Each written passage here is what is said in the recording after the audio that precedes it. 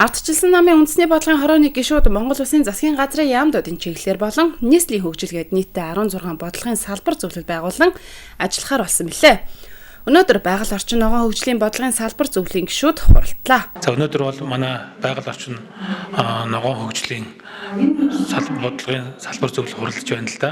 За ингэснээрээ бол одоо 2020 онд ардчилсан намаас төвшүүлж байгаа мөрийн хөтөлбөр болон энэ тухайн салбарт явагдаж байгаа үйл ажиллагааг бол хөндлөнгөөс хянах мөн зарим нэг асуудлыг шийдвэрлэх зорилготойгоор бодлогын бичиг баримтыг боловсруулах улмаар энэ чиглэлийн бас нэг салбарын одоо намын болцсон хүчний чадварыг дээшлүүлэх зэрэг олон одоо ач холбогдолтой зорилгоодыг агуулсан ийм үйл ажиллагаа бол болж эхэлж байна гэж ойлгож байна. Салбарын бодлогын зөвлөлүүд байгуулагдсанаараа тухайн салбарт Монгол Улсын засгийн газраас хэрэгжүүлж байгаа үйл ажиллагаанд салбартаа чиглэсэн бодлогын бичиг баримтуудыг эрдэнэт судлаачтай хамтран боловсруулах, мөн тухайн чиглэлд ардчилсан намаас боловсон хүчнийг бэлтгэх, чадахжуулах зэрэг ажлуудыг хийх юм байна. Үндэсний бодлогын хорооны салбар зөвлөлийг байгуулахдаа тухайн салбартаа ажиллаж байсан туршлага, чадвар зэрэгтэр нь үндэслэн салбар зөвлөл байгуулах журмын дагуу байгуулагдсан хурлаа зохион байгуулж байгаа юм байна.